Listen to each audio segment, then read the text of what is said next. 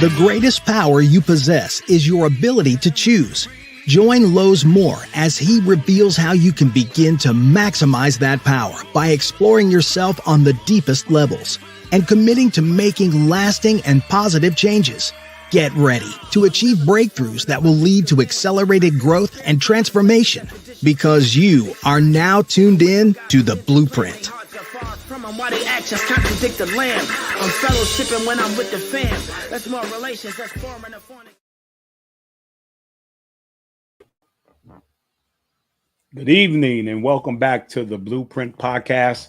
Man, you guys already know my favorite word. I'm excited. I mean, excitement is, for me, is powerful. But I am really, truly excited to be on tonight. I want to say from the start, again, thank you guys for your support each and every week of the Blueprint Podcast. It's been amazing. The journey's been amazing, and man, you guys have just been great. So I thank you for your support. Do me a favor, if you're on YouTube, Lowe's Moore the Blueprint on YouTube, do me a favor, like it or subscribe. It'd be a blessing to me. And if you're on Facebook, on Lowe's Moore the Blueprint, I'll say thank you again. This has been amazing. So let me get right to it, man. Why I am so excited. I'm definitely excited about my guest. I think it will be a wonderful night tonight. I mean, I expect every week. I say, when you drop a pebble in a pond, you get a ripple effect, right? And that's the nature of the show. Is that some people will see this tonight, right? And they will be blessed by it. Some people will see it later because it stays on Facebook and stays on YouTube. You will see it later, right? And it's going to be a ripple effect. You'll be able to go back. You'll see something or hear something. You say, man, I forgot what was said. And you can go back to it, and then you could watch it again or listen to it again. And, but let me say this. I am truly excited because on yesterday, I became a pop again. I mean, I'm a grandfather, now 5.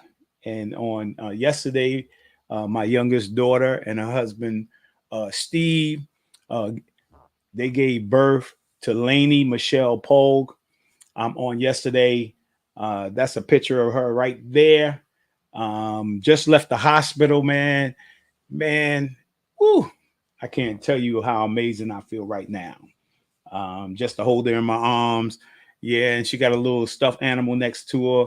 I named the donkey Precious. So yeah, man, this is truly exciting tonight. My guests are exciting, and I got another grandchild. Maybe I was home. Really in my home, everybody's out the house. My wife was helping with the delivery, and I was in the house by myself. And I got by myself, man. I was doing some crazy stuff, man. I'm sending videos with the donkey, and I was just excited, man. And I'm happy that she's healthy and they're healthy. And man, for all the grandparents out there, man, I want to say, man, ooh, what a blessing. What a blessing. So let's move forward. Let's get right into it. I'm going to start out with my, I'm the guy, the book of the week. Man, every week I talk about building a library. Now here's one. I got it in this book in the house somewhere. It's in the house somewhere. I will find it and start to read it. But it was 24/7 Embodying Christ-like Leadership by Leslie Copeland. And yeah, I mean, you're going to see down at the bottom of the screen, you're going to see how you can get this book, right? I like it already. Embodying Christ-like leadership, man. If there's never been a time, right, we want leadership, but what I say, embodying Christ-like leadership. That means in your leadership style, you act like Christ. And enough said, right? But get that book. I'm going to find the book, and I'm going to get the reading, and just amazing, right? I'm looking forward to reading it, and you can see at the bottom of the screen how to get it. And we're going to talk about it a little bit more later on in the show. But let's get to the word of the week, right? Yeah, that's the word of the week. It's called it really around leadership, right?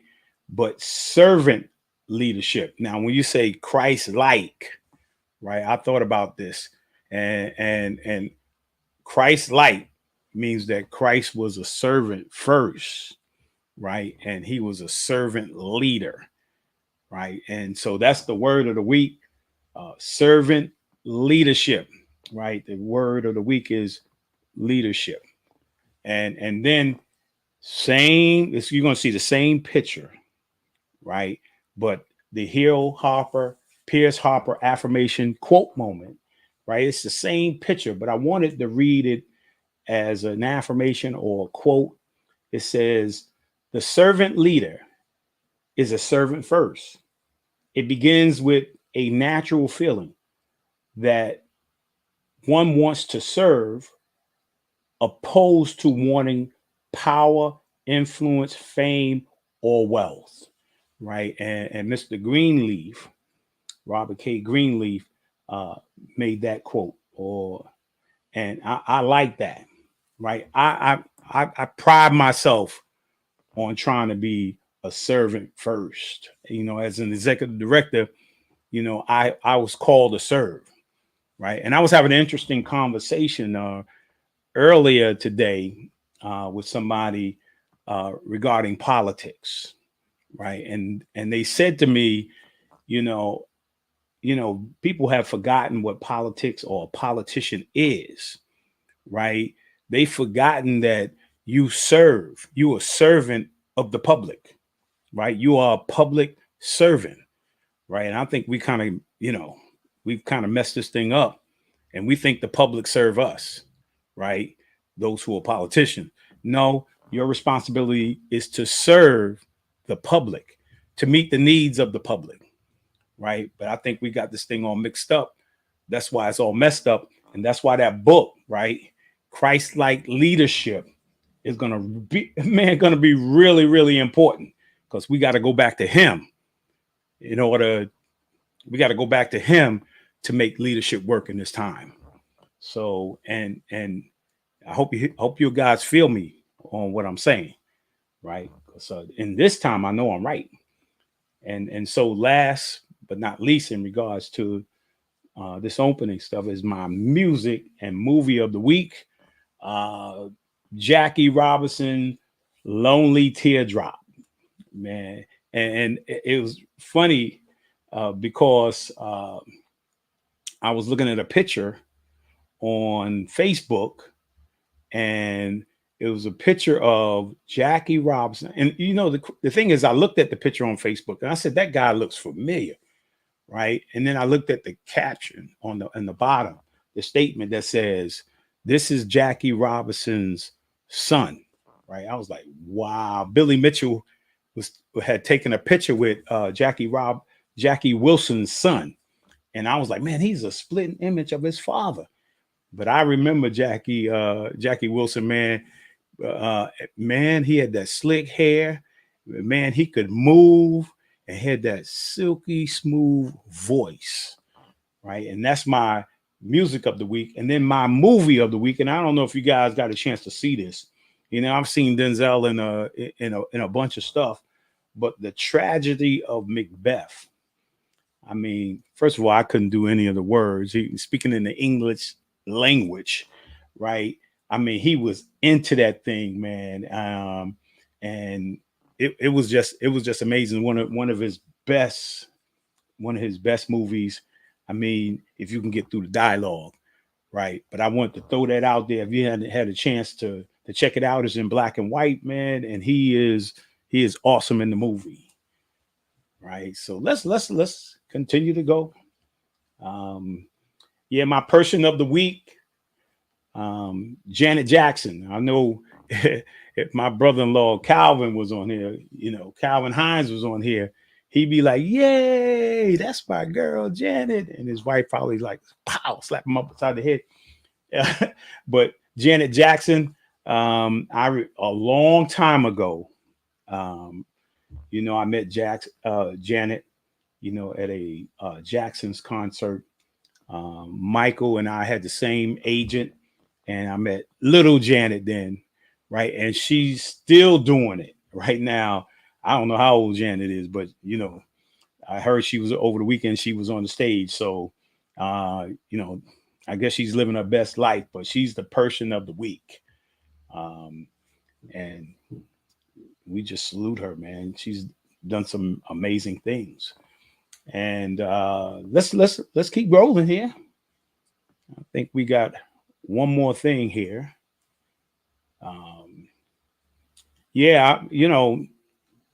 Jim Brown. I was just mentioning the other day, we were talking about One Night in the movie One Night in Miami. And we were talking about the characters in there, of course, was Jim Brown, Muhammad Ali, or Cassius Clay at the time. And it was also Sam Cooke and Malcolm X. And the next day, Jim Brown passed, which means the last of those four are no longer with us. Jim Brown was an amazing football, in my estimation, right? Is the greatest football player, right, in the history of football. Just amazing what he did in 9 years, what it's taken people 12 and 13 years to do. And towards the end, I think that he eventually stood for a number of social justice issues, and we salute him for that. And and if you didn't know this or not only was Jim Brown the greatest football player who ever lived, right? Syracuse University, he was the greatest lacrosse player that ever lived. Just an amazing athlete. So, all right, let's get rolling here now. I want to show you a couple of highlights, right? And just be patient for a minute, because they're about my guests. And check these out, and I'll see you in a moment.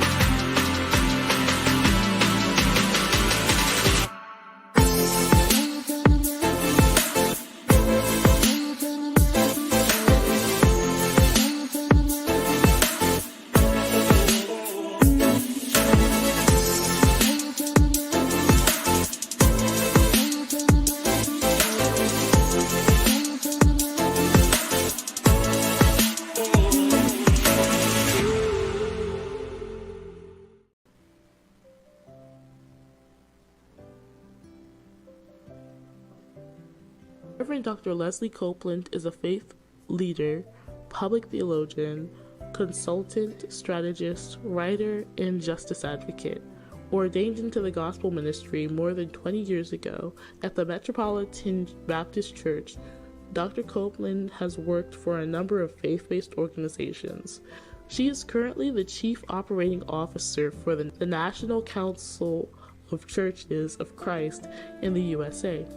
She formerly served as the director of a School Poverty Initiative, an anti-poverty ministry which adds a prophetic voice and collective action to the fight to end poverty, and as the director of the School Advocacy Days for Global Peace with Justice, a national conference that brings together 1,000 faith advocates from across the country and those who aspire to be to the nation's capital each year. She was also the Director of Communications and Resource Development for the DC Baptist Convention, where she had the opportunity to work with 150 congregations in the Washington, D.C. metropolitan area. Dr. Copeland has also used her gifts to serve in local congregations. She is an associate minister at the Alfred Street Baptist Church in Alexandria, Virginia, and previously served as the Minister of Congregational Life for the Clifton Park Baptist Church and assistant pastor for the Norbit Community Church, both in Silver Spring, Maryland. In addition to her anti-poverty work, Dr. Copeland has advocated on other issues including environmental stewardship, racial reconciliation, domestic violence, human trafficking, immigration, education, and healthcare. Her doctoral thesis, In the Public's Eye and in Harm's Way, focused on clergy women's experience of domestic violence. She has also participated in numerous workshops and panel discussions on these topics, including presenting a paper on the domestic violence at the Daughters of the African Atlantic Fund 2018, a conference held in Salvador, Bahia, Brazil.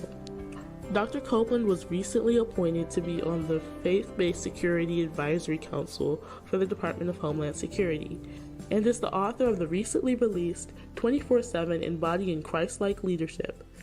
She has a chapter on Christian leadership in the book Church on Purpose, Reinventing Discipleship, Community, and Justice, edited by Adam L. Bond and Laura Marico Chafetes. In 2022, Dr. Copeland was named as the 22 Leaders to Watch by the Center for American Progress, a think tank in Washington, D.C. She is newly elected chair of the National Religious Partnership for the Environment and serves on the board of One America Movement, an organization which seeks to end toxic polarization in our nation. She also served on the Montgomery County Commission for Children and Youth. Born and raised in Mount Vernon, New York, Dr. Copeland earned a bachelor's degree from the Newhouse School of Communications in Syracuse University, an MBA from the University of Maryland with a concentration in marketing, and a Master's of Theological Studies from the Divinity School of Duke University. In addition, she has a doctorate in Metro Urban Ministry from New Brunswick Theology Seminary and attended the Summer Theology program at Oxford University in England. Her coursework focused on the themes of religion, ethics, and public theology. Dr. Copeland has blessed to have two wonderful justice-minded young adult children.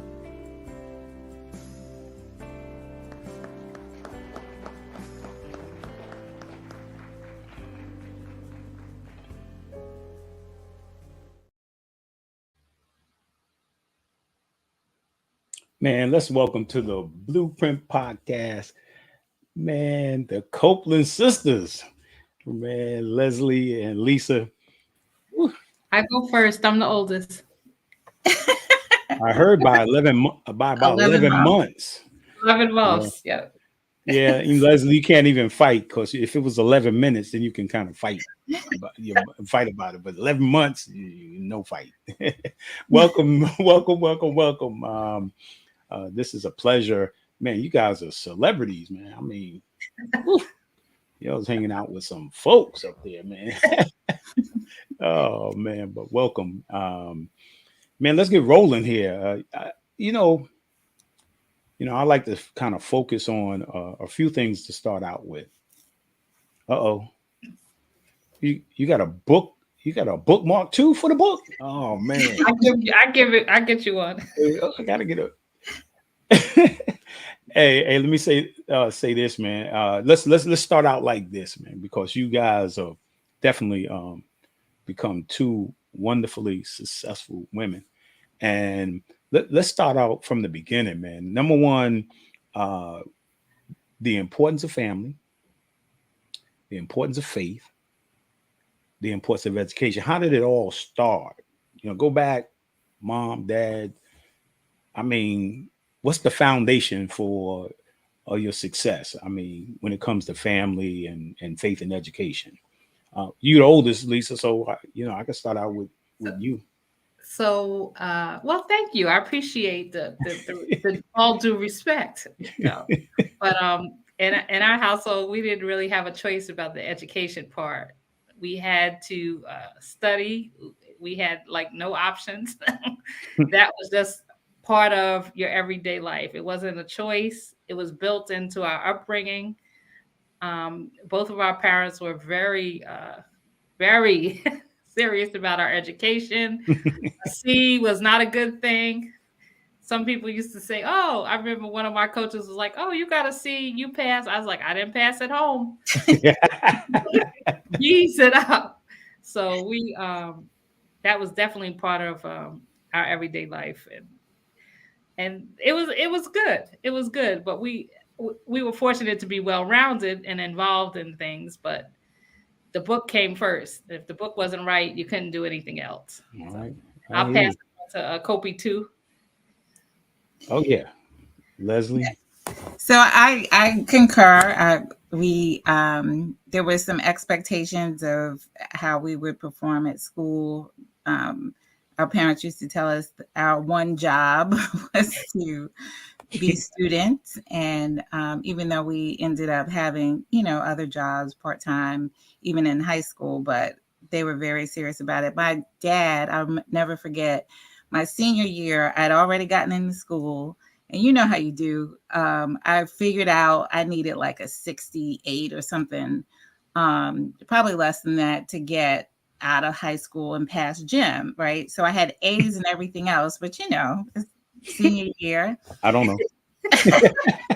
So I was kind of, feeling senioritis, and I went to gym enough to pass and to graduate. And my dad sat me down, and he's like, "These are knucklehead grades, I'm like, "Dad, I only needed, and he's like, "I'm very upset with you. This is not how we do." So they were very serious about that. And, you said faith, family, education. I always had strong faith foundation. Our best friends were our family members for a long time. We couldn't stay over at anybody's house except family. Right. And over 12 o'clock. Yeah. And so we had a lot of family in Queens. So a lot of our weekends, for a long time, we only went to Queens or New Jersey, where my other aunt lived, wherever was driving distance. And our family came to everything that we were involved in. So all of Lisa's basketball, baseball, softball, all the games. I was a nightette, all of that. Like, our family always showed up for us. So we're all so very close today. And, it was great to have that support and that love. And and even when we tried to tell our dad, we actually had enough credits to graduate after junior year. Right. Based on AP classes and everything that you took, but he wasn't hearing it, really. Yeah. He wasn't hearing that. Wow. Gym was not my problem.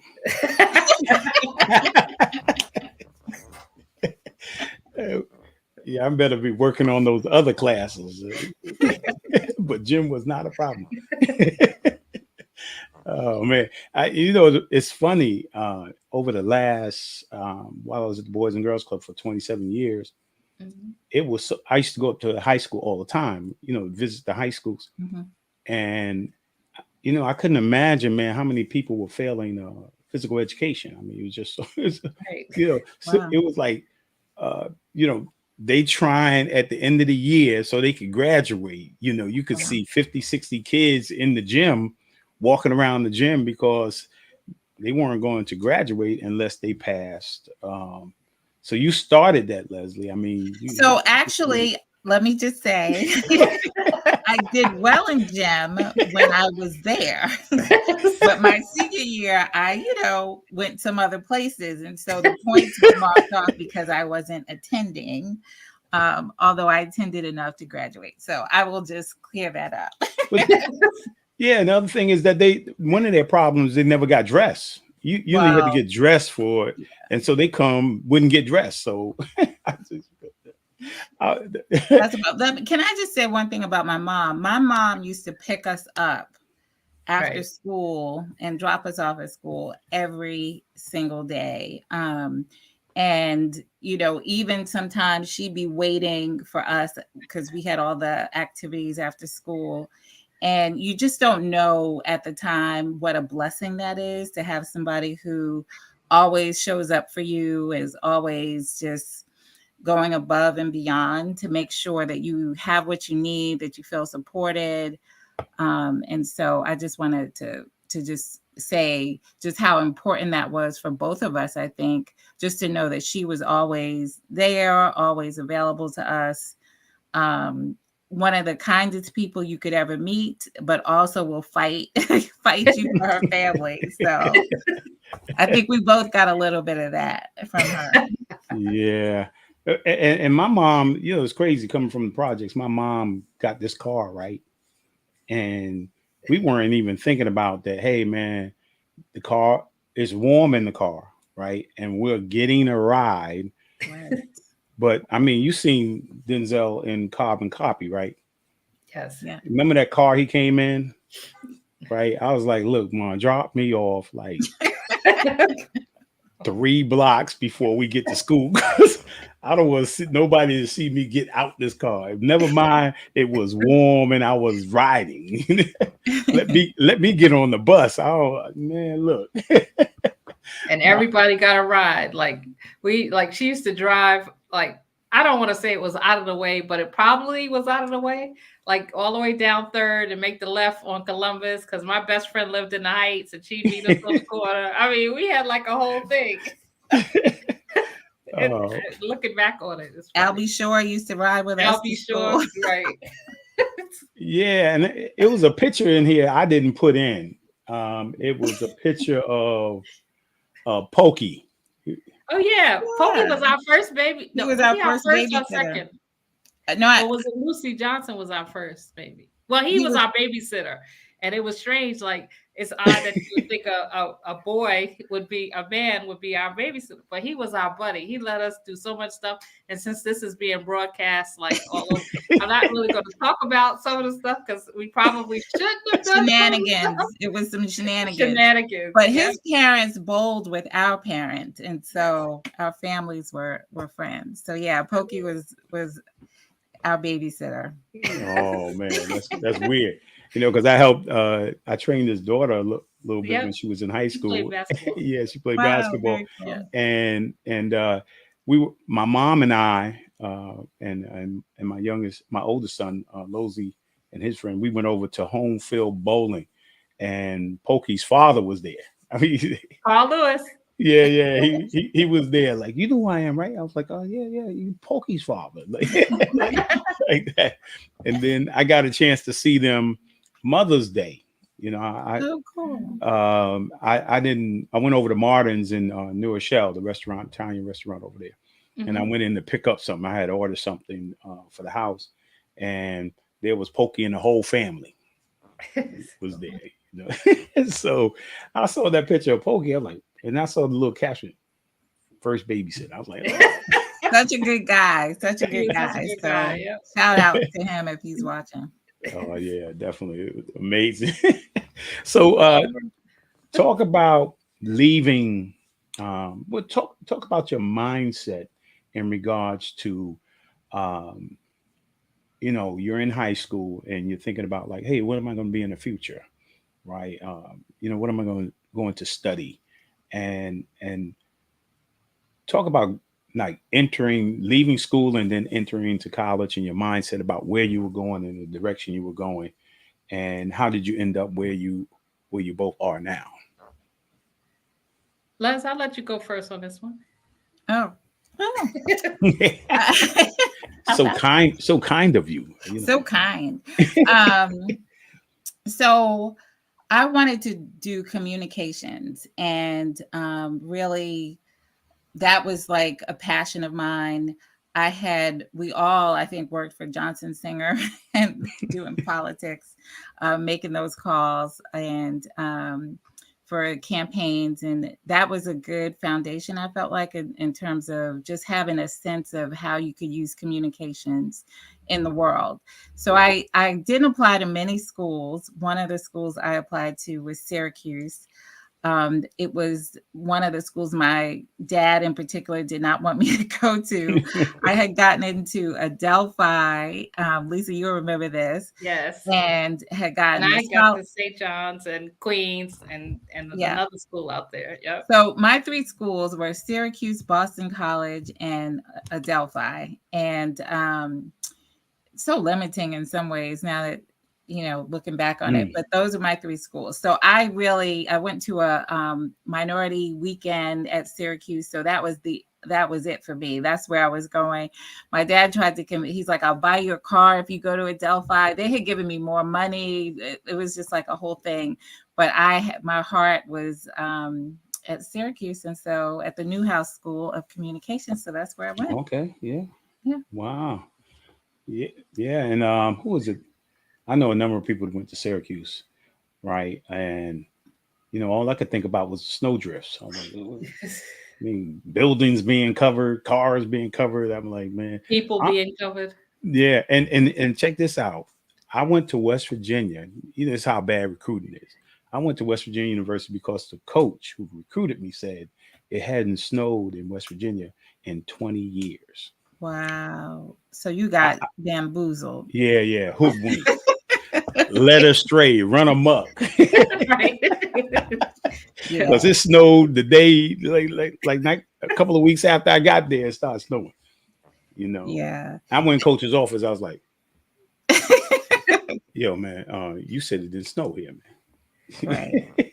So I actually, my freshman year, my senior year, it snowed like every day from September through May. And that was not a good experience, but I have some lifelong friends from Syracuse, and that was the right choice for me, for sure.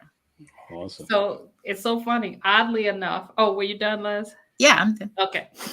So I did apply to Syracuse. I got in. I applied to Bradley University. I applied to Townsend State. Everywhere I applied, I got in. I was a B student, well-rounded. I could play Temple, where I really wanted to go. But okay. Why? I was young. We both graduated at 16, so we were young. Oh. But my mother and my aunt said Temple was in a not so nice neighborhood at the time, so they weren't comfortable with me going there. So I said to my mother, well, you know what? I could work and sit out a year, and then I could go. And then she's like, well, where are you gonna live? So I was like, no sitting out. Funny. It's so funny. I was like, well, and then I was like, well, let me see. What should I do? I thought about Townsend, and then I was like, well, Leslie's, Leslie, I don't want to go that far away from Leslie. So, and I wanted to play basketball, and I knew that Shalonda was there in Queens, and I knew that Marsha was there, and I knew them, and I liked the coach. So I ended up going to Queens. Okay. That's how I ended up going. No debt undergrad. No comment. Well, hopefully you're not still paying. So, I have a lot of degrees. All right. Well, let's talk about a few of them then. Because we were listening earlier. And so what made you keep going? So I was trying to decide between law school and business school. My dad really thought that I should be a lawyer. And because I was rebellious, I decided on business school. Yeah, I've noticed this since we started the show. You've been a little rebellious over there. Yeah, I have a little rebellious streak, but a lot of, I felt like I was in public relations was my undergrad. I felt like I wanted to be a big corporate executive and, own my own company at some point or run a company. And so ended up in business school. While I was in business school, I accepted a call to ministry, which was a surprise to me. I think I was probably more surprised than anybody else. But so after that, I ended up at Divinity School to make sure I had the kind of credentials and, you want to be excellent. And not just in business, but I didn't feel like I should shortchange God for goodness sake. And so then I got my master's in theological studies. But interestingly, I got my MBA right before I got my master's. I got married when I was in my second year of business school. And so before I graduated, I was pregnant with my daughter, and we moved to North Carolina. I had both of my children in North Carolina. They're 15 months apart. And so obviously it was a lot going on. So I was like, okay, what do I need for ordination? So normally for when you're becoming a minister's vocation, you do the Masters of Divinity. So I really did a Master's of Divinity in 2 years, but I took everything I needed for ordination because I had a 1-year-old and a 2-year-old, and I was like, enough of this schooling. And then years later, I ended up going back and getting a doctorate, a DMin. So at New Brunswick, which I drove up every morning. It was every other week. So I would go to New Brunswick from DC. Every other Monday, be there all day. I left at 5 a.m., was there all day, and then came back every Monday night. So it was kind of an experience, but I made it. Sometimes I would go down if need be and stay with the kids and then either work from there or just take I work crazy hours anyway. So I could always take a Monday and stay down and watch after the kids. And when she got back, then I drive back up to New York. Yep. That's called sister love. Yep. Took a village. That was when I was still a clerk. When I went to Albany, it was a little different, but she was further along by that time. So right. So Lisa, you graduated from Queens College, and what transpired after that? You graduate and you're thinking like, I'm gonna do what did you study? Well, I studied. Well, I started pre-med. Yes, in college. No, I was good at it, but there came a point, in pre-med where there was organic chemistry. That was one thing. There's biology where you have to cut up stuff. There's needles and blood, not really my thing. So after almost blowing up the organic chem lab, our professor called me to the back and he said, maybe this isn't quite your cup of tea.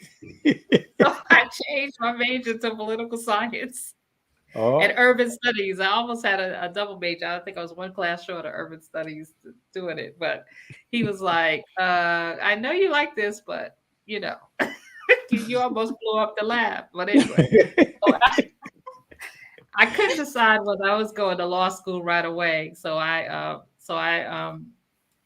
took time off, oddly enough, and I actually started working as an assistant teacher at Vernon Heights Daycare Center. Okay. All right. And with Miss Bracy, God rest her soul, and they're over at Vernon Heights, and I enjoyed it. It was great. But then, Mayor Blackwood was up. He was running for re-election, and I started I knew him because I remember when he was elected, my senior year of high school, and he came and spoke to us. And I liked him. He was a very nice man. So I worked on his re-election campaign. That's where I met Reggie Lafayette. And he offered me a job and said I was overqualified, but I could do it for a little while and then things would open up. And then from there, I became deputy at 26 and clerk at 30. And the rest is history. Wow. That part of the history. There's other history, but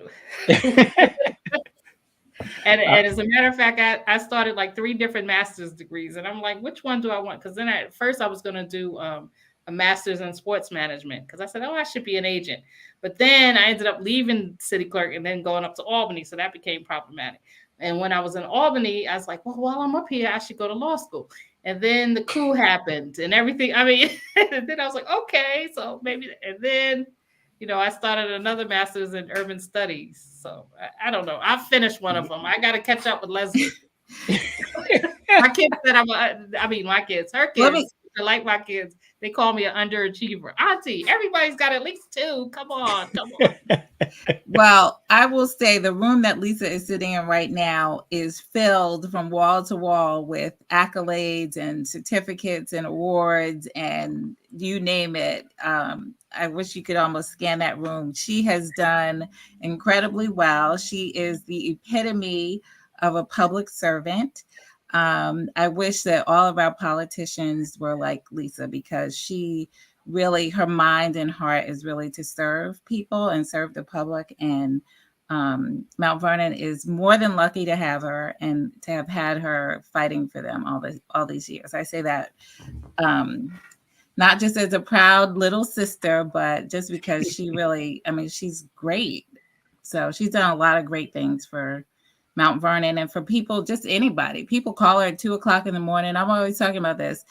Like, oh, my neighbors are loud. Can you do something about it? I'm like, why do they have your home number? Why is our whole house? It's actually listed. That's why they have it. I understand, but it's kind of like, what is going on? It's listed. That's why they have it. It's listed. I know, but some people would not respond, but Lisa is always willing to help people. And I think that sometimes is lost in the politics of it all, but she really has demonstrated for my kids, for myself, what it really means to serve. Yeah. So I appreciate her. Well, I want to say Mike Hammond say hello to both of you guys. Yeah, I saw Hey, Mike. Yeah. Go Mike. And so Lisa, this is a quick question for you in regards to when you started in the world of politics, how it was then and what's changed about it now. So, well, actually, when I first started, a little loaded question 14, there. It's a little loaded. So at 14, when we all were working on campaigns, Sean, Robin, what was Robin and Bill Johnson? I can't remember. A bunch of us worked at Bill Johnson. It was more cordial. I'll say that. And usually, even people who ran against each other, after the election, you all come together and you make peace and you go on. These days, it's become a lot more personal and not in a good way. I think that, I never really was one for negative campaigning. I was one for, this is what I've done, this is what I'll do kind of thing. And that seems to have changed. And part of it, I don't want to get to it, but part of it was more, you could see more of it after after Trump. You could see it more. People felt more comfortable doing things, behaving that way. I don't know that they never felt that way, but they just felt comfortable. Hey, that can win you the presidency. It could win you anything. And I tell people all the time, I cannot vote for somebody and love them to death. Mm-hmm. And I could not like some person and vote for them because they're good in their job. Right. And people don't differentiate now. Like I actually hate this person. No, you're doing too much. Hate people over this. Life is way too short. That's right. And while I have a temper and a good memory, and I may cuss you out, but that doesn't mean I won't help you when you call at 3 in the morning. But you're gonna hear about it. Like, I remember everything, and it's a blessing and it's a curse. But I remember, and I'll be like, but wait a minute. Like, this is one of the things that me and Reggie used to get into it about. And he'd say, well, I'm supporting so-and-so. And I'd be like, Reggie, this was the person who did this to you. This was the person who went up when you were on the state executive committee. These people went up there to get you to lose that job. They went up there, and I could call their names, but their names are not important. And he'd be like, who cares? So and so and so. And he used to be like that. And like all the time. And I'd be like, but this, you're supporting this person. And I remind him, remember they did this and they did this. And he'd be like, who cares? So and so, I gotta support somebody, at least we know what we got with this one. And then Tish is the same way. I called Tish, and I'm gonna call names on this one. So Mayor de Blasio and his wife, they didn't support her for attorney general. They supported Zephyr Teachout. So the day after the election, I was on the phone with her, and then the former first lady was calling. So she said, Lisa, I gotta go. I'm gonna take this call. It's Charlene McCray calling me to congratulate. I said, you going to what? You gonna get me off the phone to talk? And she said, look, the election's over. We have to move forward with stuff. And I appreciate her for that, but I'm not there yet. Yes, you are. You totally are. Yeah. But I would say though, Kobe, I would say that it really was Newt Gingrich who planted the seeds of the kind of divisiveness that we are seeing now and toxic polarization. I think he, in that contract on America, whatever it was called. That's what it was called. Yeah. Contract for America. Well, on America, because it was so terrible. But yeah, I think that those seeds were planted back then, and they're being reaped now, unfortunately, in ways that really hurt people. So I could go deeper because I do a lot of advocacy work in my role at the National Council of Churches. I often go and I'm, meeting with people, meeting with members of Congress, doing advocacy work. Right now, they're trying to cut SNAP, which is the Supplemental Nutrition Assistance Program. They're negotiating with people's lives over the debt ceiling. There's some really bad stuff going on. So if you're not registered and you're listening, please register to vote. Vote in your interest, not a fantasy, but vote your interest. And I don't know where people got the feeling like you got to like people to vote for them. Get that out of your way. There are no perfect people in anything. You have to vote who supports what you support, whether they look like you or not. Sometimes they look like you, sometimes they don't. But we have to always vote in our best interest. And I tell people all the time, you know me as a Democrat, but let me tell you, sometimes nationally, but sometimes you gotta. Yeah, but I think people need to be aware and knowledgeable, right? Before you go vote. Right. You can't go vote the name Right. Sometimes you can't. Like this last. Well, no, I shouldn't say that. Well, let me say, library. Like you always say, do politics or politics will do you. And I think that goes to your point, Lowe's, that you really have to do a little research to figure out exactly, who's really going to do the work, who's not just trying to grandstand. And one of the reasons that I feel like I really felt called and led to write the book that I wrote about Christ-like leadership. And part of that was because I was seeing so many people at the height of the pandemic who called themselves Christians who were really willing to put people in harm's way and playing these kind of political games about masks and vaccines. And yet people were dying in record numbers. And so I feel like even though you're right, Lisa, that definitely people should vote for people who can do a job, I also want people who are leaders to do better, right? Like so that you can be fierce at your job and still have character. You can be, somebody who's a straight shooter and gets the job done and still be courageous and still have conviction, as opposed to I can give you a little bit of money under the table and you're going to do what I ask. So I agree with you that we have to sometimes look past some of people's issues. Nobody certainly is perfect. I will be the first to raise my hand as being an imperfect person, but we can do better, right? We can try at least to be the kinds of people who, when people put us in leadership positions, that we are being an example for them. And we're at least trying to do right, even if we fall short. Yeah. Do you think that has America lost its moral compass? Yes. I mean, well, sometimes we when we look there were certain things that weren't happening, or at least we weren't aware that they're happening. So it feels like, boy, nobody would have ever done that. January 6th, right? Oh my goodness. Lying about who won the election. Nobody would have ever done that. So we feel like the old days were the best days.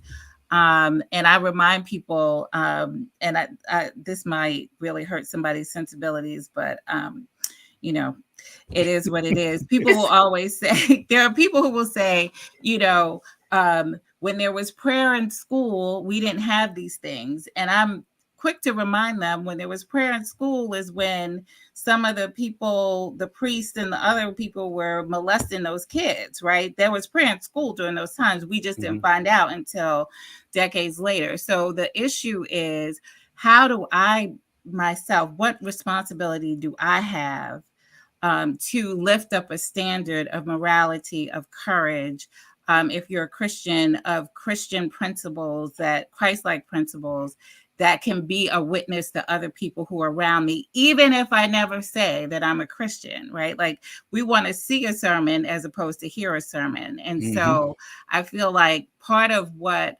this moment is calling us to, as we're seeing all this stuff pop off and we're like, whoa, what was that? The negativity, the toxic polarization, that we have a responsibility to bring something else, to change the atmosphere, even in the rooms and spaces and networks that we have, that we can make a difference, and we have to take on that responsibility ourselves.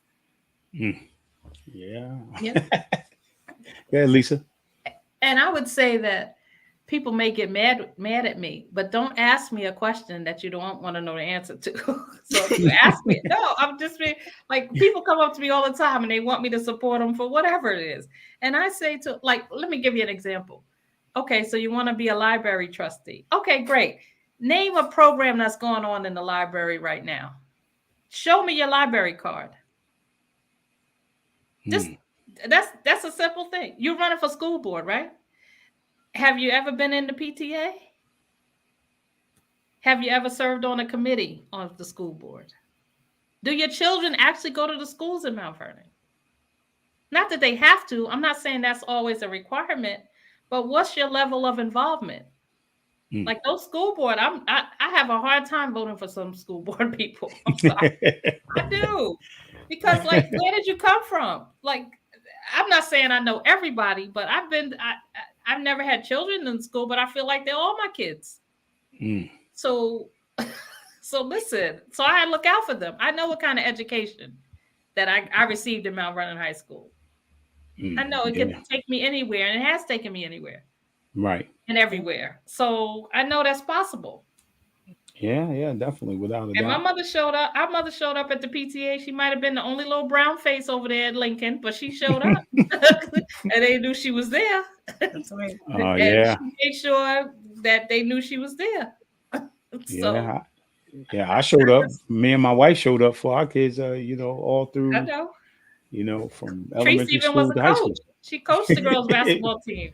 Oh, yeah, definitely. And the PTA is a battleground. I hope everybody puts that on repeat. The PTA is a battleground. So much stuff happens in the PTA that impacts our kids. And a lot of times we're not in those meetings to know that that's happening. So if you are able, definitely at least be on the listserv and able, if you can't make it to the meetings. I know that can be a challenge, but stuff happens to our kids in those meetings, and we got to be there to make sure we can advocate on their behalf. Well, yeah, and could you both strengthen that in regards to parental involvement, how important that is in the success or life of the kid?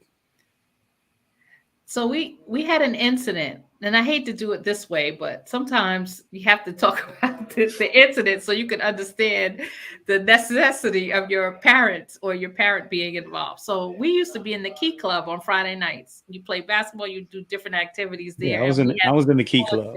Smaller kids that you look after and mentor, and you play with them as part of the Key Club. So apparently, somehow, someone had a type of magazine that was not for people necessarily in high school, in our opinion. And they put these magazine pictures all throughout the the school on the lower level near the gym.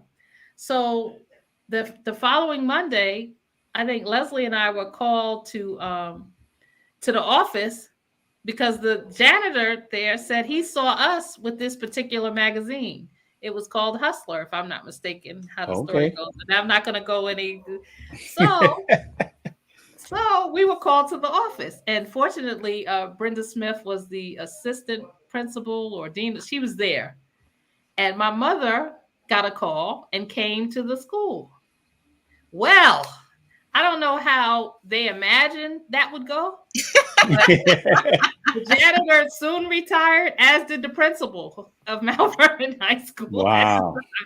And I think Dr. Brenda L. Galloway Smith stood between the principal and my mother. And that was a good place for her to be. Because my mother was like, they never even heard of that magazine. These are top students. And she went on and on. And they're in humanity. They don't. How dare you? And that man, he can't see from here to there. And it went on. And me and Leslie just sat there because we just stood there. What could we do? But if our parents were not involved, then that situation would have been entirely different. The students, we would have been expelled. Mm-hmm. And it could have went off in an entirely different way. Sometimes just showing up to the schools and letting the administration and the teacher and the people know. I'm not saying be adversarial to teachers, because sometimes the teachers are right. But if you don't show up, you don't have the opportunity to weigh the situation. Yeah. We have to, just to your point, show up for our kids, and people need to know that your children, your village, that they are attached to somebody, right? That there are people who will go to the mat for them, that will show up for them again and again and again. And it makes a huge difference. It makes a huge difference.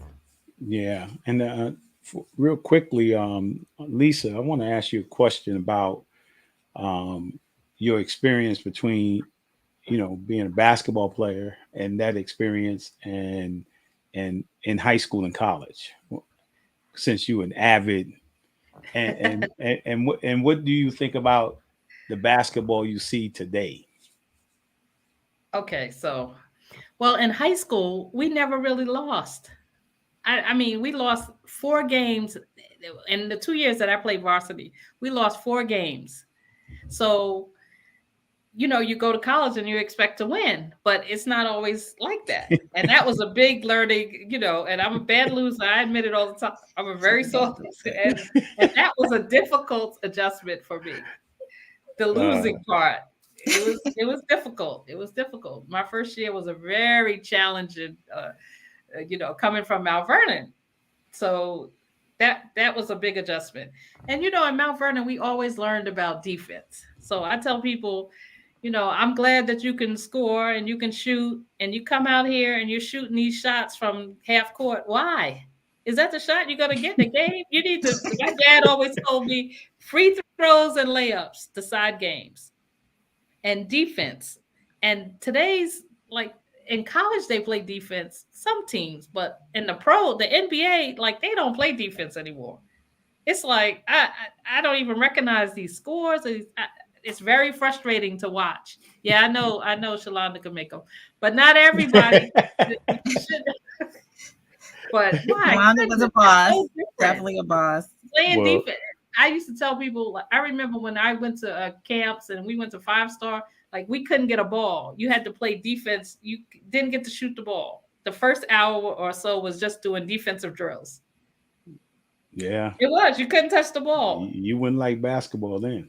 No, half of the kids now, they would walk. They wouldn't even stay if they couldn't. They'd be out of there. Listen. Yeah, living in Mount Vernon, right? Living in Mount Vernon could be a blessing and a curse. Yep. Because I never lost in that many games in Mount Vernon, and I got to West Virginia. We lost our first game, man. I was sitting in my locker crying. I know, right? I was like, you crying? You ain't got enough tears for what we gonna be losing. Listen, I'm like, what? Lose? We do not lose. Oh, like, man. no. This is not how you give the speech, Lowe's. This is not how it's supposed to be. We're winners here. Yeah, no. Like, oh, you learn quickly. Okay, now let's suck these tears up. That's right. So my freshman year at Syracuse, we went to the final in the NCAA. Derek Coleman, against Indiana. Oh yeah, against Indiana, and we lost that game. I cried, and I refused to watch any other game for 2 years till my senior year. So I'm just saying. Well, yeah, I think that guy was it Smart who hit the basket. He's smart. Yeah, Make that jumper. I can see it in my head right now. I can see it too. I guess, but Melo made up for it. Melo made up for it. Yeah. So he's done a lot. Actually, he's given back a lot. Yeah. He did the whole athletic center. He donated up there. And no shade to Derek Coleman. I called his name because he's somebody that people should. Oh no, he was a good player. Yeah, great player. Yeah, great player. A little lazy, but Yeah, he had his. I know. Leslie tried to get one of her children to go to Syracuse. Neither one of them were like. Both of them were like, this is not for me. Yeah. We went up there. They weren't for it. Yeah, my cousin just transferred from there. She had been there like 3-4 years.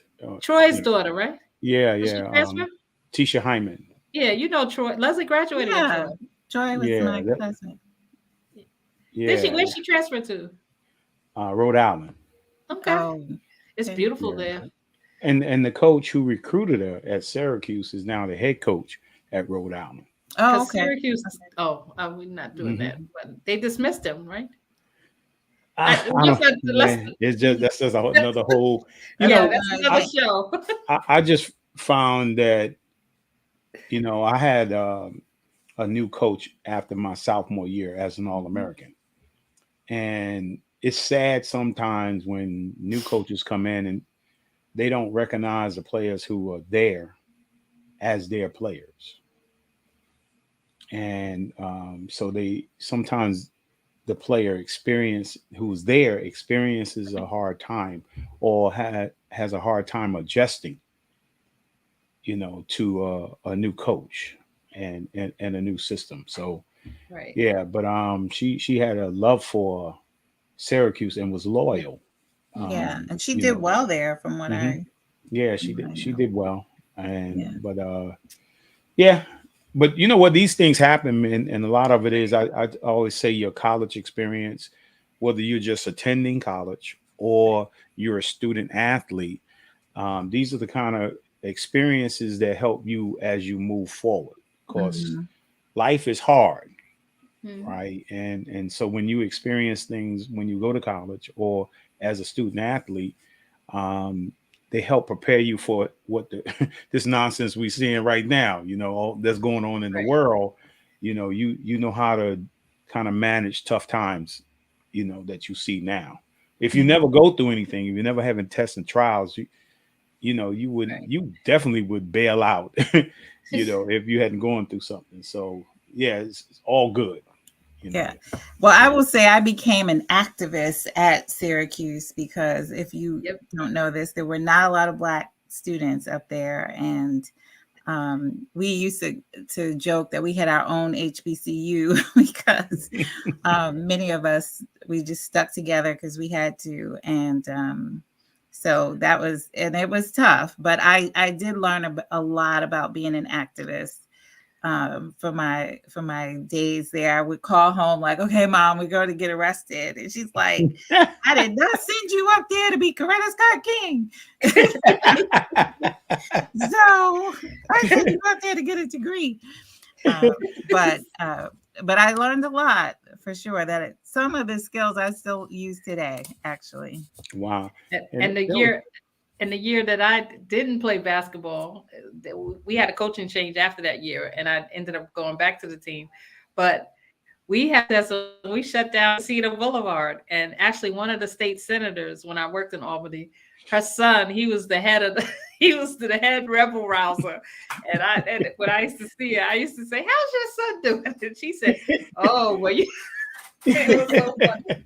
I was laughing. I was like, yeah, I was right behind him, right in the front. Let's go. I forgot what we were marching for, but hey, Wow. I'm not one to miss a good protest. Yeah, well, sometimes you got to do it. Sometimes you got to do it. So, Leslie, you're in a part of the National Council of Churches USA. Yes. So, talk to me a little bit about. We know what church used to be in the past. Mm. What are some of the challenges for churches today? Yeah.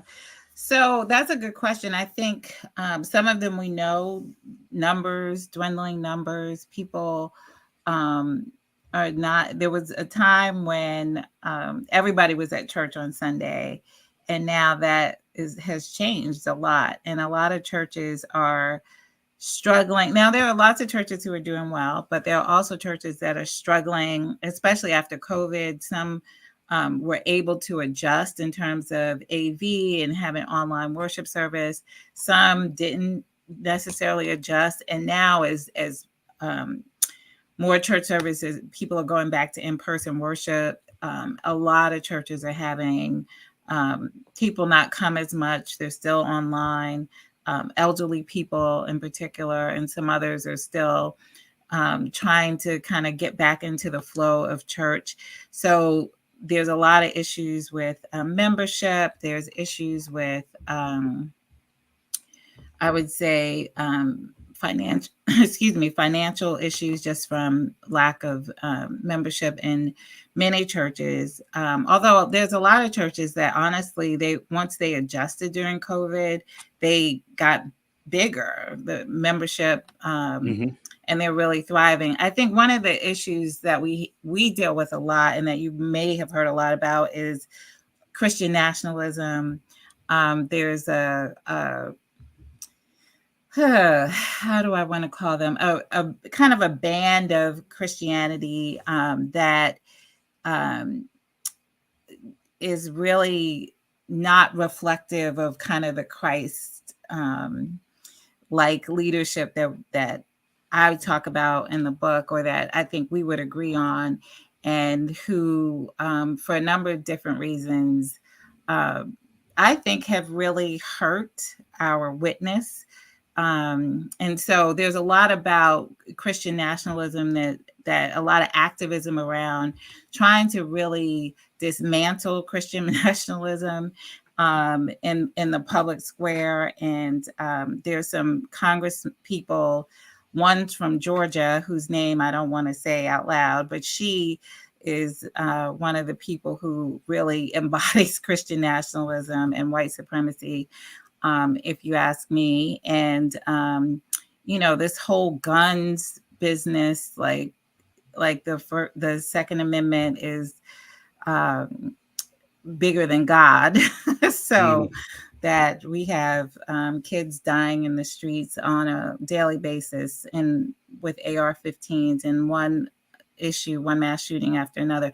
So those are some of the issues that we deal with, that churches are dealing with. I think one of the things, and I'm actually going to be in Oxford this summer talking about some of these issues on a global stage, because I think the pandemic really changed us, all of us, and certainly the church. And I'm not sure what this looks like, but I feel like we're not just supposed to go back to everything we were doing the way we were doing it.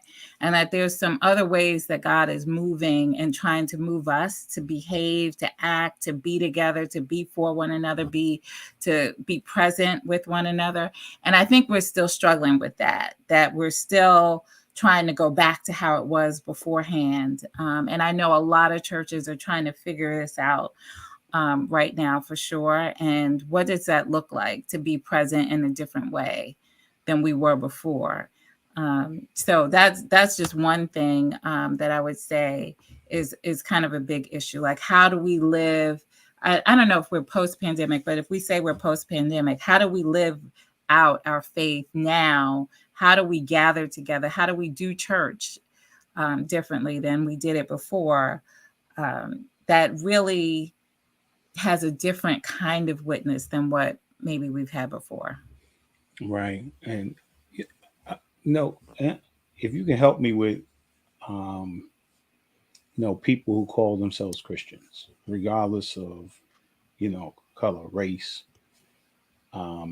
Because I think that when we come to Christ, for me, that's the barrier of our culture kind of breaks down, even though each culture has its issues, even though each culture has its belief system, so forth and so on. But when you take on that I'm a Christian, right, and you're hurting, right, one culture is hurting, don't you think the other culture of Christians should be there to support? If you were genuinely, authentically a Christian, that I would be there to support that. Right. Yeah. I mean, I feel like our witness collectively has been tarnished by some of the behaviors and actions and the hatefulness, right? Like, yeah, there are certain behaviors and attitudes, having the mind of Christ. We talk about that. Having the fruit of the Spirit, being transformed. We talk about that as being Christians. And yet some of the people who have microphones are the meanest, most hateful people. They don't have any good to say about any. They want to make everybody be like them, right? And I just don't think that that's what my understanding of Scripture is very different from that. And my understanding of Christ, who accepted people, even people who others thought he shouldn't accept, right? But the love was transformative, and it not only transformed the person, but those people went back. I think about the woman at the well who ran back to the people who talked bad about her and told everybody about what this man named Jesus did for her and how they were all changed because she had been changed. Now these jokers, you can't get them to say anything kind even to people who don't believe what they believe into. And I just don't believe that's not how God calls us to be in community together, that there's a different way that we're supposed to, be iron sharpening iron and exhibiting God's love, even in our imperfections. And you don't see it like that. But to Lisa's point about the ways that people have changed politically, I think for some people, they feel like the hatefulness, the fear, the, us against them, all of that gives them more numbers, gives them more followers on Twitter and Instagram and and Facebook or whatever. So they're leaning into that, as opposed to, which I believe is the actual opposite of what we're supposed to do as Christians. And so, it really is painful to watch. But I try, even with those people, to at least to show a different kind of Christ, a different kind of witness than and give them some grace that they won't give other people. And it's not easy, because sometimes I'm like, you can go to hell. We can say that, right, on the podcast. Yeah. Hell is a biblical word. Definitely. Hell is a biblical word. It's in the Bible. But, you want to cut food stamps. You want to hurt the people who are hurting the most. Are you kidding me? So that people who are rich can have tax breaks? I don't think so. So, but I try to tailor that, just because nobody wants to hear that. Nobody wants to hear that. But I'm just saying, and I understand there's some theological, is there hell, all of that. My point is that as we have been given grace, we ought to extend grace. As we have been given mercy, we ought to extend mercy. That's in the Bible too. So, yeah. Part of the fear comes from the fact, the browning of America. So, right, as America becomes more diverse, which it had to be, it had to become more diverse. You didn't have a choice. It had to become more diverse. The right. reality is, 40 years ago was a time to worry. Now it's too late. It's the browning of, the young people, our young people. They don't, I don't want to say they don't see color. I just want to say they have a better comfort level with each other than probably even our generation did. So the browning of America is real. And I tell people all the time, all of you are immigrants. The only people who are Native Americans are the Native Americans. Everybody else came here. Well, Not always of their free will. You know, some of us came through slave ports and the such in Virginia and North Carolina and South Carolina, but and the Caribbean, but the Native Americans were the Native Americans. So to treat people, I mean, first it was the Irish, then the Italian. I mean, you know, like nobody was born here generations ago. Yeah. And so Lisa, when you look at you know, the political world, has the political world forgotten God? And when I say that, I mean, because when you think of God, you think about the moral compass, you think about integrity, character, you know, all those things that supposedly we're selecting people who have those, you know, those godlike characters.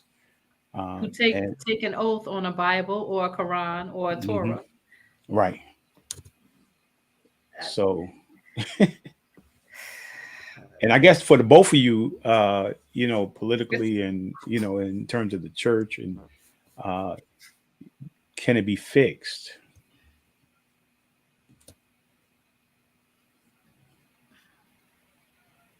Well, people are imperfect. So we have to start there. And people are in the churches. So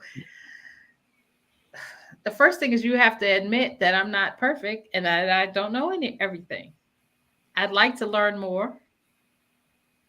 I'd like to learn more. I'd like to read my scripture, my Torah, my Quran, to learn more about God and godlike behavior and how we should behave. But some people know that they're not behaving well, and they just feel like they score points. Like, I mean, it's so some of the people that run, I'm just amazed. I look at it like, look at this guy. What's the guy? Oh, Santos. Like everything was a lie. Like, how does that even happen? And then people get mad when you fact check. Like, where were the fact checkers on Long Island? Well, what were they doing? I'm trying to, how does this even happen? A person gets elected. It reminded me of the movie. I don't know if you saw it, Distinguished Gentleman with Eddie Murphy. Oh, yeah. He was the Congressman Johnson, the same name. Yeah. I mean, that's who the name you know. The name you know. Both the name you know. Well, what the heck was going on out there on Long Island that something like this could happen? And while we conveniently use God to open our programs and close our programs, don't get me started on that. Some people, it should not be on your program if you treat people in a certain way. I mean, it's disingenuous. We have to be real about this. And I have always been one to call out bull. I'm going to say bull, even though I'm going to say bull. Malarkey. I'm going to say bull. I'm going to say malarkey. I'm going to say, you can't be serious. You can't be serious. And people will get up in front of have a press conference, and the whole thing is a lie. Like, everything that comes out is a lie. Who does that? And then there are people who believe the lies. When you know it's not true, you sit there and you're like, I'm the one who's going to raise their hand and say, I'm sorry, sir. That is not correct. Like John McCain did. Bless his soul. I give him credit for that. I mean, he... You know, and the woman's like, well, we all know Obama's a Muslim. And he was like, no, ma'am. Like, where are those people? Where did they go? You right. have to call it out. You got to call stuff out before it gets too far. Because once the ball gets rolling, then it rolls into a January 6th. Yeah. And definitely. We can't have that. And they're setting it up for another one in 2024. If we don't self-correct now. Yeah. So I say there is hope, and I think it can be fixed, but I think it takes people like us to help fix it, that we can't check out when it's easy to kind of like not want to be bothered. But we holding people accountable, fact checking live, not allowing people to just say whatever, to pop off and say stuff that we know isn't true. Correcting people, the truth in love, right? And not Like, I don't think you have to be, even when people are being nasty, I don't think you have to return nastiness with nastiness, but that we can lift up a standard and a way of being that shining that light, I think, is enough to make people mad at you, but that doesn't mean we shouldn't do it. Yeah. So, Leslie, I think we got some pictures here. Oh. She said, "Oh." Well, you probably seen some pop up on the screen with you and Lisa. Lisa had a whole bunch of them, but you met with the vice president. Was it? I think we had some pictures of you and the vice president, and I think my wife can find them. Well, definitely, we got to talk about the sisterhood real quickly here, and Black Lives Matter, and man, you was involved with everything. She went to the border. Yeah, a couple times. Yeah. John Lewis. Yeah, He was John just Lewis. walking down the street by himself. Like, what? Dr. Dorothy Height, our 10th national president. I took these pictures. I was looking for the one where I was in. I was like, well, how come I'm not? Yeah, it wasn't in there. I was there. You was taking the picture. I guess. You gotta say I was taking the picture. I was taking the picture. Oh man. So they were Lisa shooting ball with the I know. In my shoes and my dress. Jamal, Senator Bailey, he like tried to score on me. I had to swat his shot. I was like, sir, what is in my dress? I got in the defensive position, and he's going between the legs, doing like I was like smack with the left hand. Anybody did that shot? Oh, he was man. like, I can't believe. I was like, listen. You went to Bronx Science. I went to Mount Vernon, where we played defense, even in the dress. We had fun. That was our first time. Lisa used to play with the guys. I used to go with her to the park when she practiced. She played with all guys. So she knows how to play defense. Yeah. Sure. Well, Mount Vernon, you had to play defense. Man, they always said, except Shalonda. I play offense well, but you didn't get to play unless you play defense. You gotta play defense. Right. Yeah, I want my wife. I know my wife is out there. I know she got either some comments or questions, man. She might want to join us here.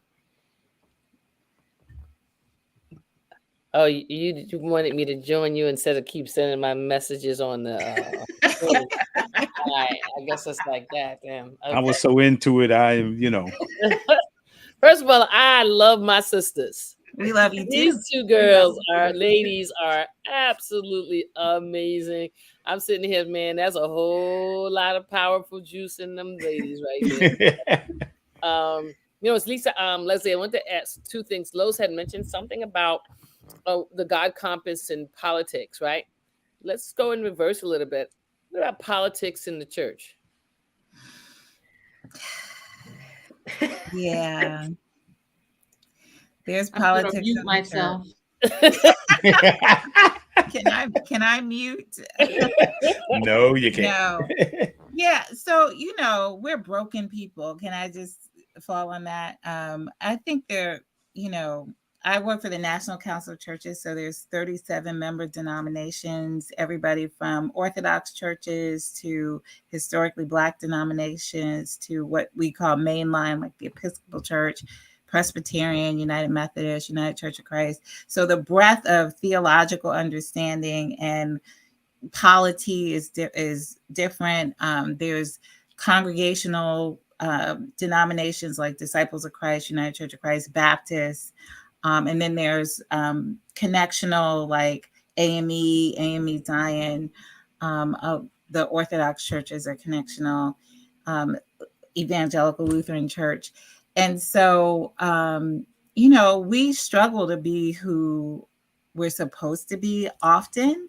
But when for NCC, the denominations work together on areas where we have agreement. So a lot of the justice issues that we work on, there's agreement across the denominations, a lot of the anti-poverty efforts, immigration,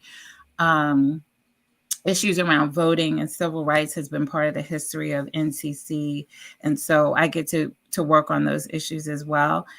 It's sometimes, I think, you know, so I try to stay grounded. I try really honestly not to take anything I don't take myself, I take myself seriously, but I don't try to think of it like you showed the picture with Vice President Harris. Like if I go to the White House for a meeting, you know, I know that I'm not supposed to be impressed that I'm at the White House. Do you know what I mean? Like I'm not, if I'm meeting with a member of Congress, like I'm not, my role there is not to be like, oh, I'm meeting with a member of Congress, because so what?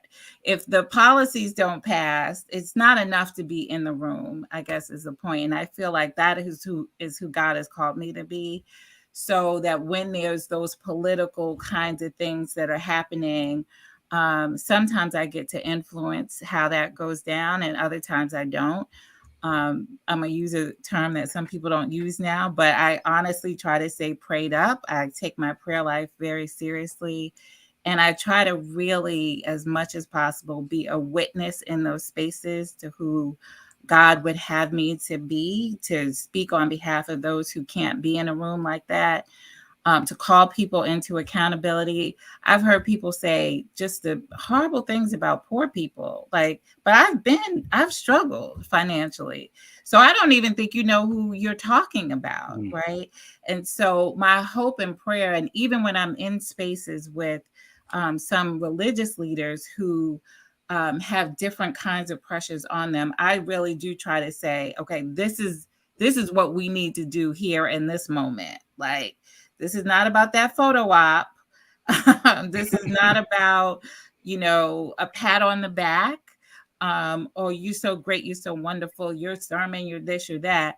It really is about how do I be a witness in this moment to who God has called me to be, and who to speak for those who really won't have this opportunity. You know, I feel like we're trying as the church, and we have to hold each other accountable. That's what I would say. Because there's politics in so many things, but I think we have to hold each other accountable to in everything. Yeah. I'll mute myself again. No, but there is. And I heard somebody, I won't even say who it was. It's a commentator on a cable show, did this whole thing about Jesus isn't political, going back to when church was church. Jesus was political. Yes, he was. Oh my, I'm like, what Bible are you reading? It's all political. But we are not supposed to be driven by the politics. We're supposed to know it's there and know how to negotiate it, but we're not supposed to be driven by it. So as hard as it is, I think it's people like you, Patrice, people like Lowe's, that when you're in those spaces in love, right, holding people accountable, holding ourselves accountable. Because, you know, sometimes I'm like, wow, I'm in this room and I can't even believe it. But I often get over that quickly, because sometimes you meet people up close and you're like, oh, I was expecting something a little different. But since we're here, I had this conversation with this one member of Congress, and I'm listening to him and I'm like, dude, this is such a disappointment. So I said to him, you know, I'm praying that you would have courage. That is my prayer for you. He was a Republican, and he's like spouting Jesus Christ is my Lord and Savior in one breath, and the next breath talking about, well, this is when in 2016, so the election's coming up. He's just supporting you know who, and he's just putting his head down, and he's just supporting him because of the court. And I'm like, really? That's what we're doing? Like, that's all you got for us? So I just like, yeah, I'm praying for you to have courage. And so he looked at me, yeah, dude, you need courage, because we're you just said is not Go reflected. see the Wiz. He needs to go see the Wiz. He needs to go see the Wiz. He's on down that road. That's crazy. Oh man. Lisa, you unmuted now? Yeah, I was going to say something about some of my elected officials, but I'm going to try to resist.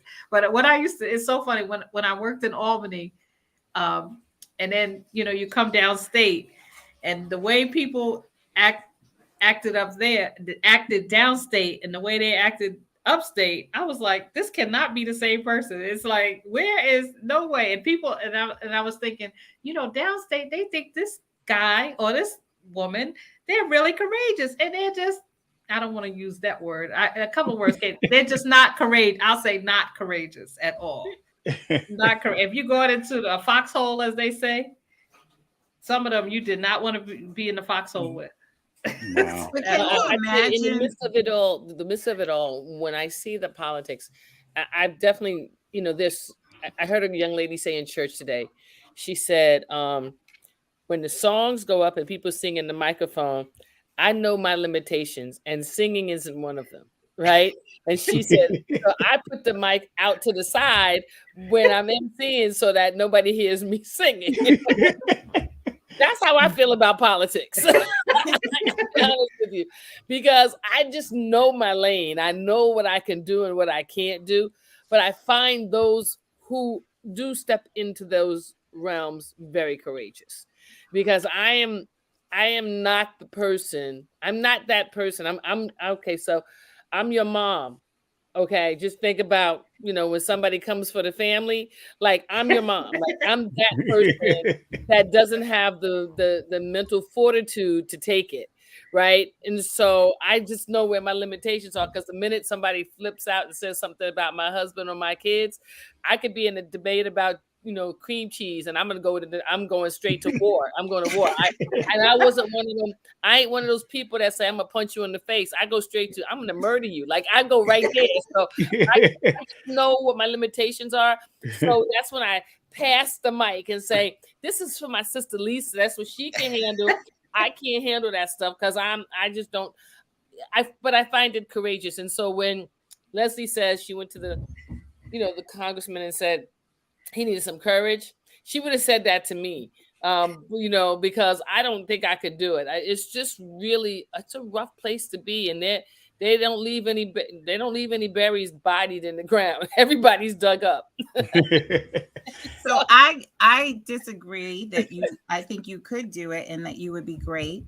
I also think that you are a kind person who speaks truth in love, even when it's a hard word. And so I think you would be fine. That's what I'll say. Let me say this. One of the things, I don't know if you were able to see in terms of the blueprint, one of the reasons I created the blueprint was I believe there are 7 spheres of influence, right? And you can see at the bottom it says government and law, media, business, finance, sports. You see all around it. And I really believe that the responsibility of the church is to equip the saints, and not allow for people to get stuck in just the sphere of the church or spirituality. That the church equips individuals who God has gifted and assigned and given purpose to go into a sphere of influence, like whether it be politics, government, sports, business, media, that we need more Christ-like people, in these spheres of influence to influence them. I felt like that was my responsibility as an athlete, to go in that sphere and act like Christ, right? And to manifest the fruit of the Spirit while I was there, and have a moral compass. And we just need to be able in our churches to equip people spiritually, but also to equip them to go in whatever gifting they have and taking into that sphere of influence and influence in that area. Because The enemy is. I mean, he's equipping people to go into these spheres of influence, and that's what we have. We have more of them impacting these spheres, right? Impacting media, and we're just not equipped to go into them. We're equipped to go to church because we can go to church and we can yell at each other and tell each other off and, you know, tell us what to do. But when they get in there, their sphere of influence, they don't have no power. Well, Yeah. that's why when Leslie's divinity classmate, Reverend Margaret Fountain Coleman, called me and said she wanted to run for mayor, I was like, mayor of what? She was like, Yonkers. I was like, Yonkers where? That's Spano USA right there. I drove over there to her house for 2 hours, but she was like, so. And when I couldn't, I told her everything she would face, and she still wanted to go forward. I said, all right, I'm gonna do what I can, but let me tell you what we up against. And I went through it, you know. But listen, you gotta be courageous. You gotta have the faith of a mustard seed. You never know. Yeah. Every now and then. But if you don't go, you can't complain. So I don't want to hear about it because all of y'all have a chance. So you know, I think tree. You need the whole mustard. You need mustard seed. You need every mustard seed in that whole bush and the mustard. Yeah. So Margaret and I were in the same prayer group. We called ourselves the Proverbs 31 Women in Divinity School. So we have prayed each other through some stuff. So she is not scared. She's a tough one. She's a tough one. Yeah, and I think, you know, I'm proud that she threw her hat in there and that she's doing the work. I think, Patricia, your point though, you know, you don't have to be a politician because you have done so many great things outside of that. I think the fact that you are aware is really, so I appreciate you saying, okay, I'm staying in my lane, but you're not just staying in your lane. You're doing some great stuff where you are. And I think, you know, some of us plant, some of us water, God gives the increase. The thing that I wish is that to the point of courage, I remember being in a meeting with a woman member of Congress who was saying some really stereotypical things about Black people and poor people. And some of the people in the room with me who were faith leaders had titles and position that was much greater than mine, and they didn't say anything. So I think it's being courageous in those spaces and in those moments. And so, you know, to extend grace, I guess, you know, sometimes you just don't know what to say, especially if somebody's saying something really outrageous. I felt like God really gave me the Spirit, gave me the words to say in that moment.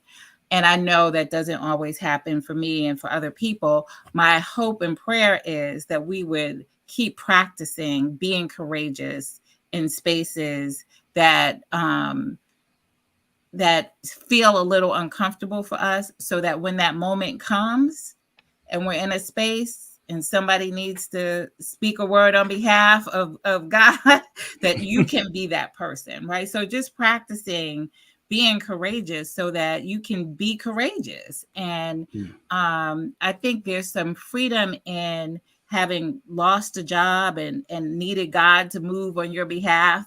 There's, you know, having, you know, having seen God work in my life has given me some freedom to say, okay, I will not compromise in this space. And we haven't all had the same experiences, but I believe that we can all be courageous on some level, that we all can be Christ-like in those positions with those people who need it the most, even as difficult as that can be. And unfortunately, you know, people can make it hard.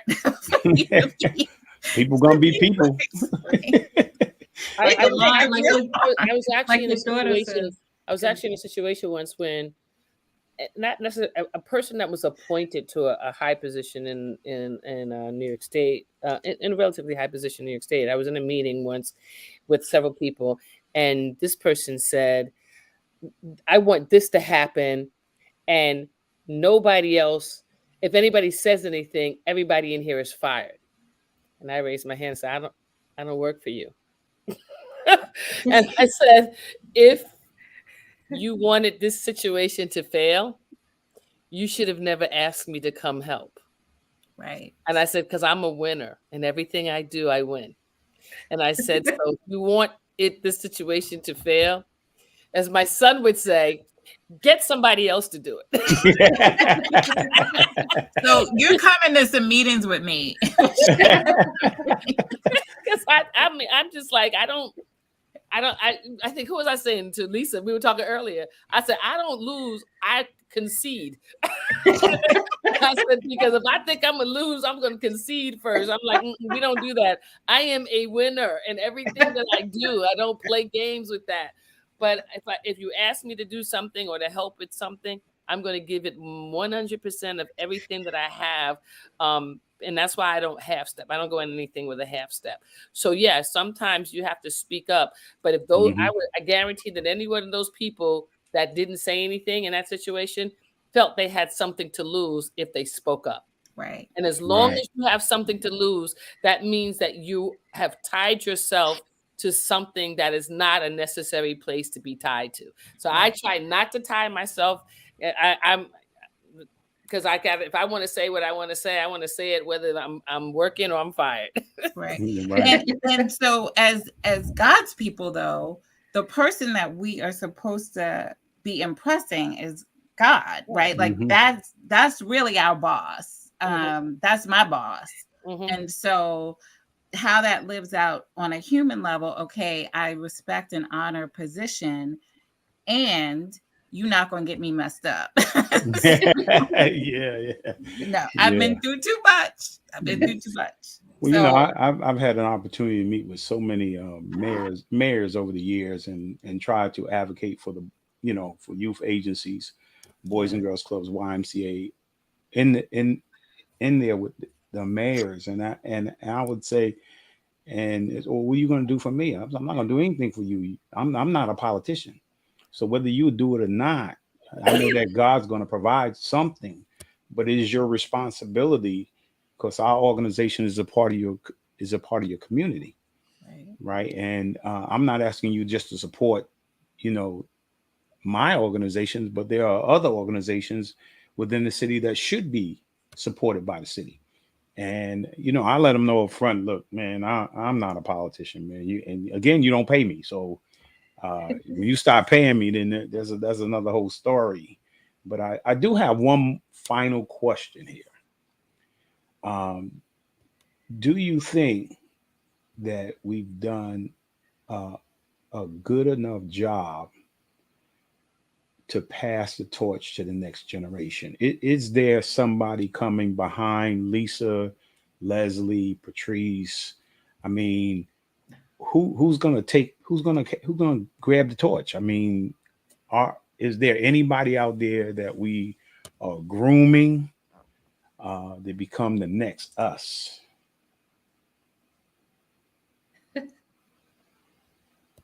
Yes, Lisa, go ahead.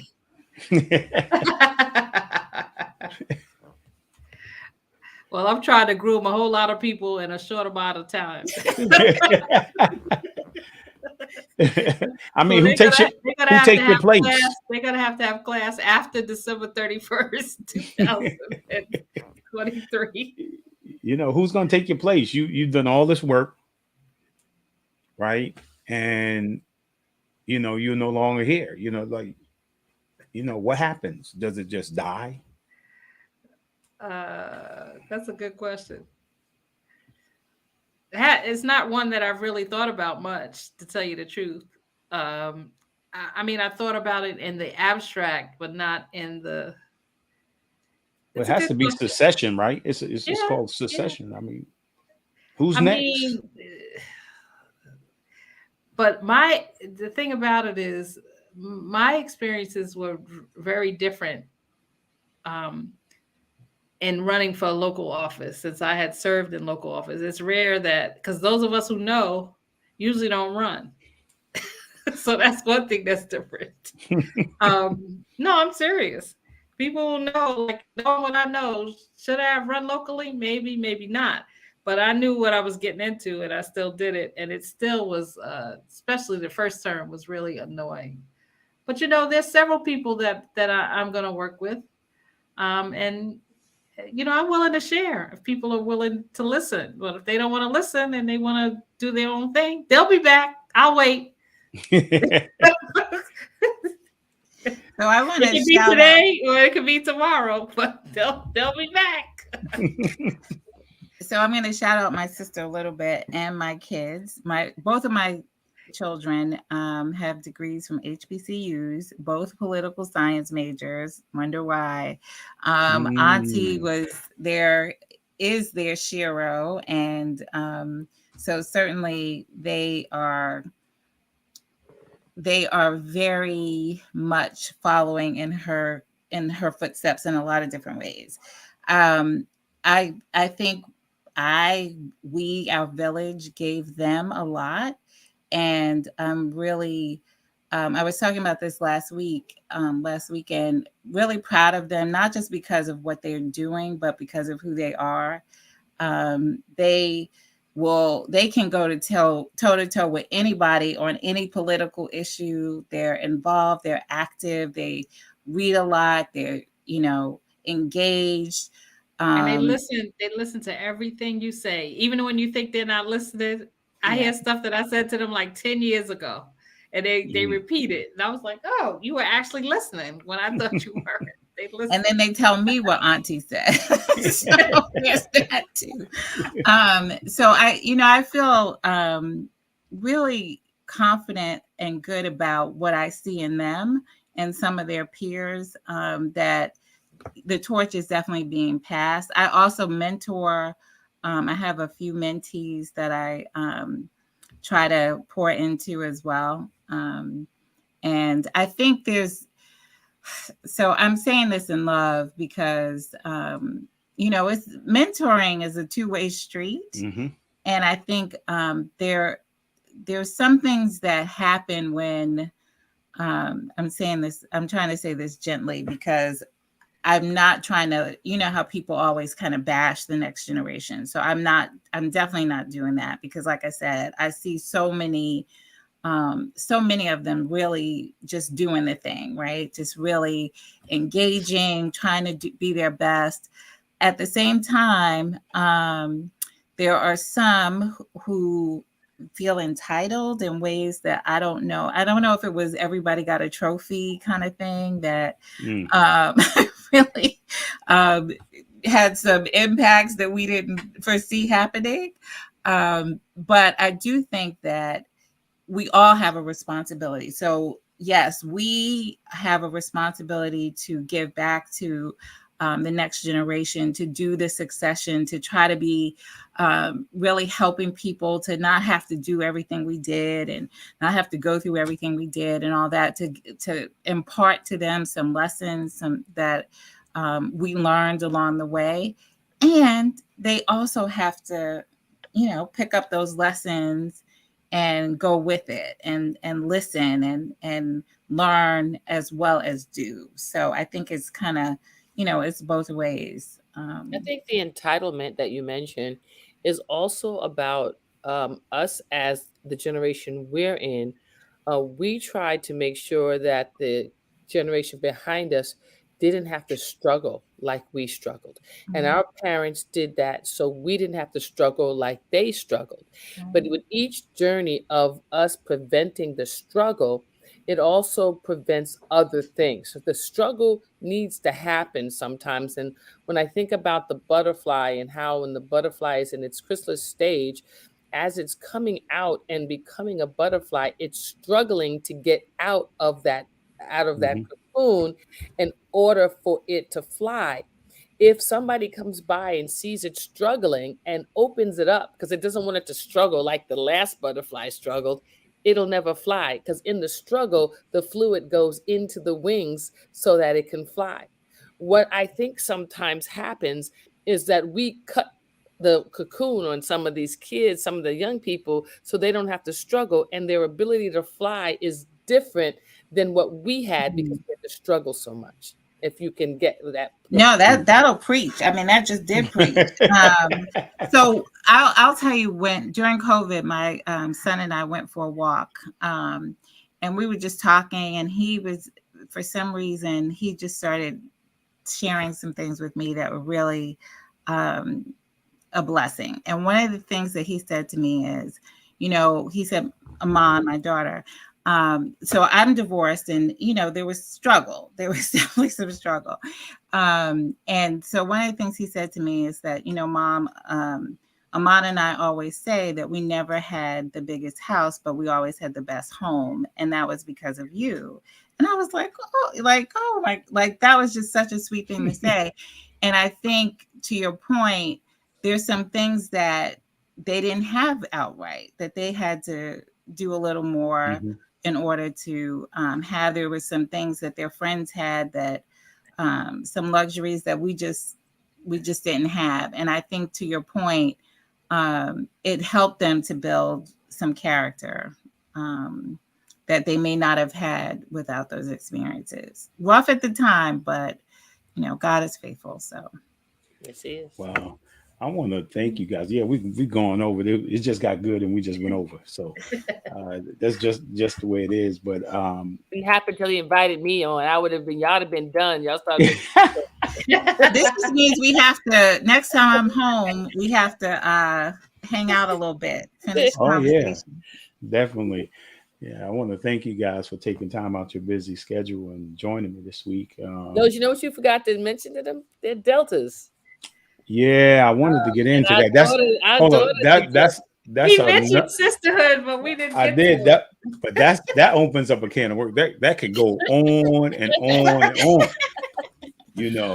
I mean, and I think it's so important, particularly for women or men, fraternities, sororities, that for all of us to come together, like men, women, and address some of the things that we actually talk about, spiritual, political, social justice, all those types of things that these organizations do such a tremendous job with. And I love the sisterhood. It's just powerful, all by itself. But that's another whole, I was like, man, I'm about to open up a can of worms here, and we're going to get going. But I want to thank you guys, man. Appreciate it. And I think it was Sandra Price. I saw Deacon Sandy Price. I saw her. Yeah, I want to say thank you to her, because she's on here every week. I mean, I want to say thank you to her. I think she saw my mom at church today, and she was doing a blast out on you guys, man, to everybody, calling people up.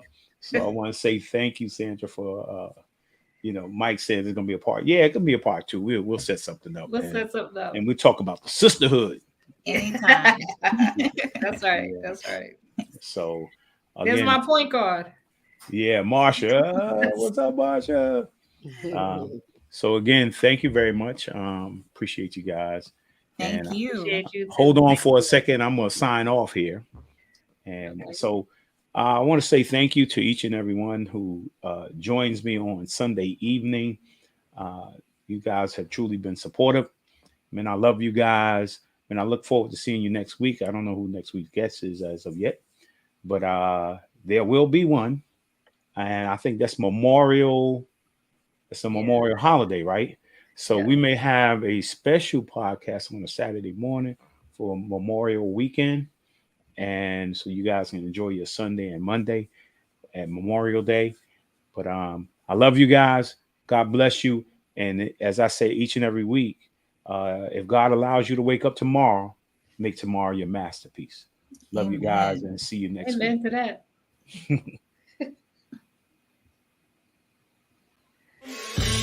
We really hope you enjoyed this episode of Lowe's More, the Blueprint Podcast. Stay connected and follow us at our website, www.lowesmore.com. That's LOWESMOORE.com. You can also join the discussion on Twitter at Lowe's More and on Facebook at Lowe's More Jr. As always, thank you for pushing your mindset towards a better reality. This concludes the most thought-provoking portion of your day. Don't forget to like and subscribe to this podcast to stay fully up to date with everything we're up to.